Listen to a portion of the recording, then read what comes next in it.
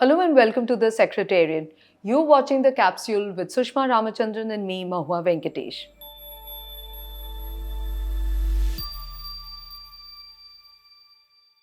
The three topics that we would decode for you in this episode are Russian President Vladimir Putin's visit to India in the first week of December, PM Modi's visit to Bhutan, and the US sanctions on 32 firms and individuals from several countries, which includes India. Sushma, let's first look at Putin's visit to India. There has been a lot of pressure from US, from European countries, EU on India, of course on China as well, to reduce economic engagements, to reduce oil purchases from Russia. Now, amid this scenario, Putin's visit to India is actually quite a significant development. Of course, India has somewhat reduced oil purchases from Russia, but at the same time, Putin's visit is a big move. How do you read this situation, Sushma? Well, I quite agree with you. It is a very major development for the Indian government at a time when, the ties with a lot of its so-called friendly countries are not doing so well. And one, of course, is the United States. We all know about the trade deal and the frictions that are going on. But the relationship with Russia and, going back to the days of the Soviet Union has been a very sustained one.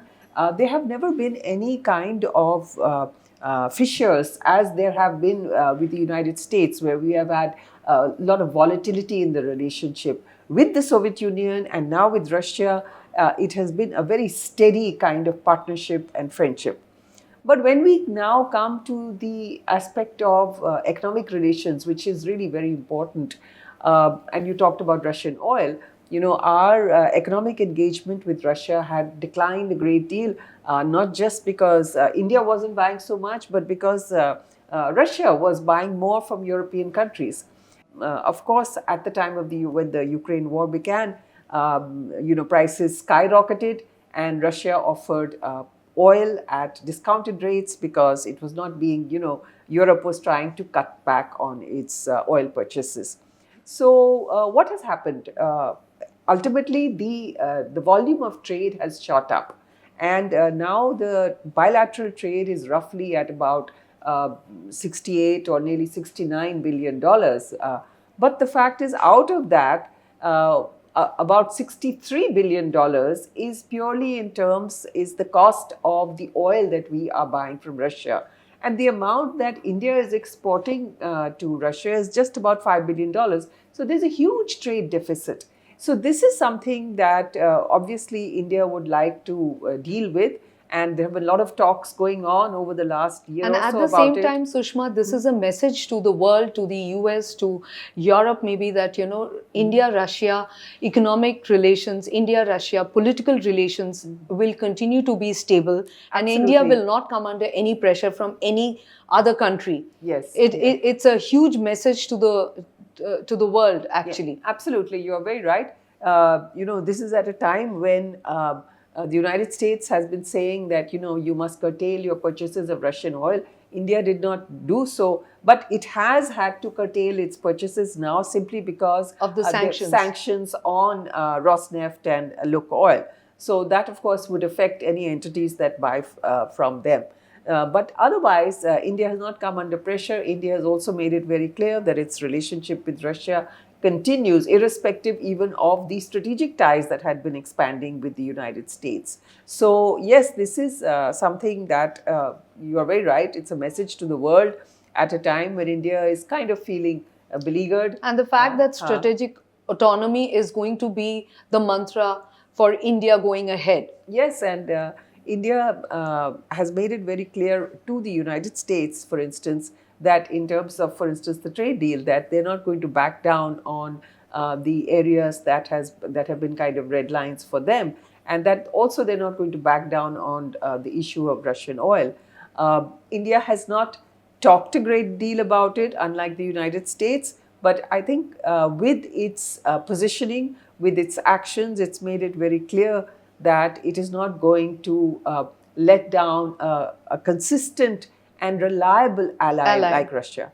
And at the same time, rupee-ruble trade talks have been on. There have been a lot of development in this particular area, rupee-ruble trade. And at the same time, Russia has also indicated that it is ready to import more from India. And as far as Far East, the region in Russia is concerned, it's very critical for us for minerals, for other economic engagements. Many of our companies are operating there. So India-Russia relationship is key. You talked about the fact that Russia is prepared to buy more, and that rupee-ruble relationship, which had been, or bilateral trade, which had been sort of allowed to elapse, has now been revived, as you rightly said, and banks have been asked, told that they can open Vostro accounts and they can revive the rupee-ruble scenario. And Russia, as you said, is prepared to buy more. And if you will recall, that just a day or so ago, the Commerce Minister Piyush Goyal said that we are looking at Russia as a market for seafood exports, because shrimp exports is an area that has been very badly affected by the 50% tariff, and there was a lot of concern over the industry. So he said, we're looking at Russia as a market. Coming to our next topic, PM Modi's visit to Bhutan. That's a significant one. Bhutan is a country nestled in the Himalayas, but it holds humongous significance when it comes to geo-economic, geopolitical. The location itself is extremely strategic. Absolutely. Of course, India and Bhutan are borders, and the announcement by Modi to come up with a grant of 4,000 crore to develop its projects there is a big move. Well, this particular trip is, again, the timing is very interesting, because our relations with China, though they have been improving, they still are mired in a lot of problems, because China is still not allowing the export of rare earth magnets very easily. I mean, and they also, haven't banned it. I think even our policymakers wouldn't go all out for Chinese, promises and Chinese. Exactly. Because, in the past, there have been lots of ifs and buts. Yes. I mean, there's been a step forward and then two steps backward. So Exactly. So they made promises on rare earth magnets. Some have come, some have not. Some companies have got them. There's a fertilizers issue. So all that is there. So the issue with China is there. And at this point, the Prime Minister going to Bhutan. Bhutan is a country that also has a border dispute with China. And it is very, as you pointed out, very strategically located. And also, it is one of the bright spots, I would say, in India's foreign policy as far as neighbors are concerned, because we have consistently had a very friendly relationship with Bhutan, and the present king and the former king have had close ties. Now, the latest, as you said, they are going to invest funds in the hydroelectric project. India has already funded 4 other hydel projects. This is going to be another one. There is also mention of Bhutan extending its railway lines up to the border to link with Indian railway lines. And connectivity is another thrust area for India and as a whole for the South Asian region. Exactly. So Bhutan is a very sensitive country for India. It's precisely on the border between China and India, and India has consistently, and I think not just this government, all governments in the past have provided support to Bhutan, and the relations. The recent one involved the 70th birthday of the 4th king. The current king is his son. And the Buddhist relics were brought from India, and they were kept there. And all the ceremonies for the 70th birthday was done in the presence of the sacred relics, which is very, very important for the Bhutanese. So there's a sensitivity towards the culture. And therefore, the trip has ended on a high note. And I think this is one of the plus points, once again, for Indian foreign policy. Coming to the third topic. US sanctions on 32 firms, individuals, which of course includes India. Besides India, there are other countries which have been impacted: China, Turkey, UAE. But how would you see the situation, considering just a few days ago, Trump announced that Washington and New Delhi are extremely close to signing the bilateral trade deal. In fact, he said that, Indians will love me again. So in this scenario, how do you read the situation, this sanction? Do you think this is going to really impact the trade talks, the trade deal, which probably the two countries are looking to sign in the next few weeks, or you think this is going to be a completely different track? I think, Mahua, this is not going to have any linkage with the trade talks because these sanctioned entities don't include just India. And just to interrupt, these sanctions have allegedly been imposed on these firms and these entities for supporting Iran in its nuclear endeavor. So this is what the US has stated. Yes, absolutely. And it also comes after the UN Security Council has lifted the relaxation of sanctions on Iran for, for its nuclear program.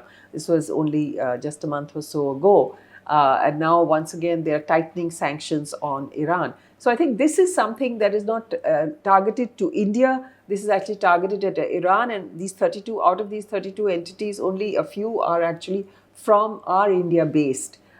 So it's not targeting India. I said this is something on a different track, and I don't think that either the Indian government would take it as a kind of one of the areas where the US government is targeting us. It's not like the case of the H-1B visa, where you have 70% of those who are getting these visas are In fact, now that you mentioned H-1B visa, even on that, Trump has softened its stance significantly from what it was. Quite amazing. I mean, he said in an interview apparently that when the Fox News anchor asked about, why do we need all these people? We have the talent. He said, no, you don't. You don't have the talent. And we can't simply take people out of an unemployment line and put them into a factory which makes missiles. You don't have the experience, you don't have the training. So this is a big development. But the fact is that levy of $100,000 still stays on H-1B visas. And it could indicate that they are getting a lot of complaints from technology companies. In fact, there are actual reports that manufacturers over there are complaining that they are finding a shortage of qualified manpower in the US. So there must be pressure on both the Republican Party as well as the Trump administration to ease up on the visa issue. And to relook at the entire situation. Exactly. So that is all we have for you today. See you soon. See you next week.